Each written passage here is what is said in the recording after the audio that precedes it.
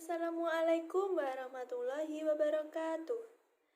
Kepada Bapak, Ibu, dosen, dan semuanya yang sedang menyaksikan seminar proceeding online saya hari ini, pertama-tama saya mengucapkan terima kasih kepada Allah Subhanahu wa Ta'ala karena berkat rahmat dan hidayahnya saya bisa melaksanakan seminar proceeding online. Dan tak lupa saya berterima kasih kepada kedua orang tua saya karena berkat beliau saya bisa sampai di titik seperti ini.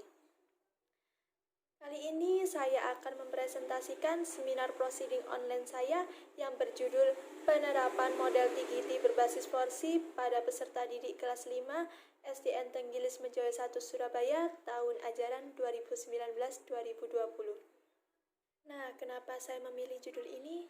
Pasti dilandasi latar belakang yang menarik untuk diteliti.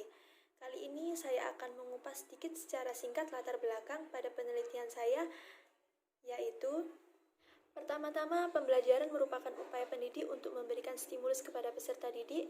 Karena itu, pembelajaran bertujuan untuk membangun kemampuan peserta didik. Maka dari itu dibutuhkan pendidik yang kreatif dalam proses pembelajarannya, agar peserta didik tidak merasa bosan. Jika peserta didik tidak merasa bosan, maka pendidik dapat menerapkan model pembelajaran Team Games Turnamen. Dengan adanya model pembelajaran Team Games Turnamen, peserta didik dapat belajar secara berkelompok sambil bermain. Tidak hanya itu, selain dengan menggunakan model TGT, peserta didik dituntut untuk belajar sesuai dengan era saat ini, yaitu era abad 21. Salah satunya yaitu pembelajaran Forsi. Peserta didik dapat belajar secara menyenangkan dan tidak merasa kesulitan belajar. Oleh karena itu, saya melakukan penelitian yang berjudul Penerapan Model Team Games Turnamen berbasis Forsi pada peserta didik kelas 5 SDN Tenggilis Mejoyo 1 Surabaya tahun ajaran 2019-2020. Nah, saya sebagai peneliti dapat mengemukakan pertanyaan penelitian sebagai berikut.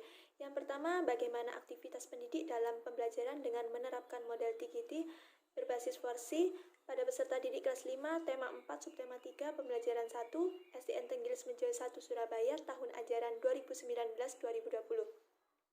Dan yang kedua, bagaimana aktivitas peserta didik dalam proses pembelajaran dengan menggunakan model TGT berbasis Forsi pada peserta didik kelas 5, tema 4, subtema 3, pembelajaran 1, SDN Tenggilis Mejoyo 1 Surabaya, tahun ajaran 2019-2020.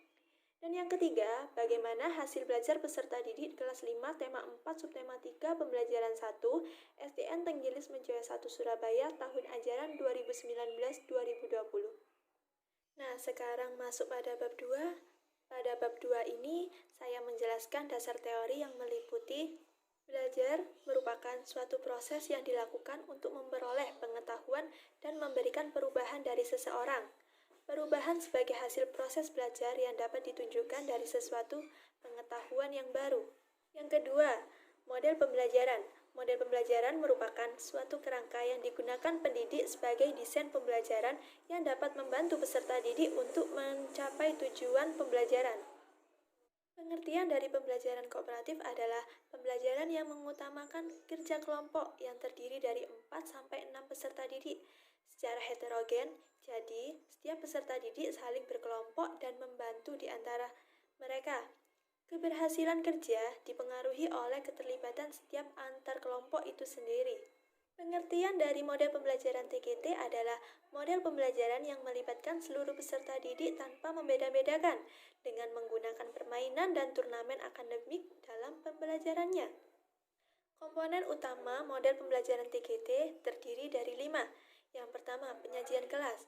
Pada awal pembelajaran, pendidik menyajikan materi pada penyajian kelas. Yang kedua, kelompok atau teams. Kelompok biasanya terdiri 4-5 peserta didik secara heterogen. Yang ketiga, game. Game terdiri dari pertanyaan-pertanyaan sederhana yang digunakan untuk menguji pengetahuan peserta didik. Yang keempat, turnamen. Biasanya turnamen dilakukan pada akhir pembelajaran. Dan yang kelima, penghargaan kelompok. Di sini pendidik memberikan reward kepada peserta didik dan mengumumkan pemenangnya. Pengertian dari pembelajaran Forsi yaitu pembelajaran yang saling berkolaborasi, berkomunikasi, berpikir kritis, serta kreatif. Adanya pembelajaran Forsi membuat peserta didik akan lebih aktif dalam proses pembelajaran. Yang keenam, Di sini saya menjelaskan peredaran darah manusia. Pada materinya yang terdiri dari sistem peredaran darah manusia, fungsi peredaran darah manusia, gangguan kesehatan pada organ peredaran darah manusia, dan cara mencegah penyakit pada organ peredaran darah manusia. Dan yang ketujuh yaitu hakikat hasil belajar. Hasil belajar adalah hasil yang diperoleh peserta didik setelah mengikuti kegiatan pembelajaran yang sesuai dengan tujuan pembelajaran untuk mencapai hasil yang baik. KKM adalah kriteria ketuntasan belajar atau KKB yang ditentukan oleh satuan pendidikan melalui proses tertentu. Sekarang kita masuk pada bab 3, yaitu metode penelitian. Pada desain penelitian ini menggunakan pendekatan kuantitatif dan jenis deskriptif. Populasi pada penelitian ini menggunakan populasi seluruh kelas 5 SDN Tenggilis Mejoyo 1 Surabaya. Dan sampelnya menggunakan sampel kelas 5A SDN Tenggilis Mejoyo Surabaya. Kemudian pada variabel penelitian, peneliti ini hanya menggunakan variabel bebas, yaitu model pembelajaran TGT berbasis Forsi. Adapun definisi operasional variabel atau DOV yang menjelaskan model TGT berbasis Forsi dan hasil belajar. Kemudian instrumen penelitian. Instrumen yang digunakan pada penelitian ini yaitu yang pertama, lembar validasi RPP, lembar validasi observasi pendidik, lembar validasi observasi peserta didik, dan lembar validasi tes hasil belajar. Kemudian yang kedua, lembar observasi pendidik, dan yang ketiga, lembar observasi peserta didik, dan yang keempat yaitu lembar tes hasil belajar. Teknik pengumpulan data pada penelitian ini yaitu menggunakan observasi dan tes. Dan teknik analisis datanya yaitu analisis data uji validasi, dan yang kedua analisis data observasi pendidik dan peserta didik, dan yang ketiga analisis data tes. Sekarang kita masuk pada bab 4 yaitu hasil penelitian dan pembahasan. Setelah dilakukan uji validasi, maka kita peroleh hasil analisis validasi RPP, hasil analisis validasi observasi pendidik, hasil analisis validasi observasi peserta didik, dan hasil analisis validasi tes hasil belajar, yang semuanya dikategorikan sangat baik. Berdasarkan hasil pengamatan observasi pendidik dapat menunjukkan persentase 90 dari 10 subaktivitas yang menunjukkan kriteria sangat baik.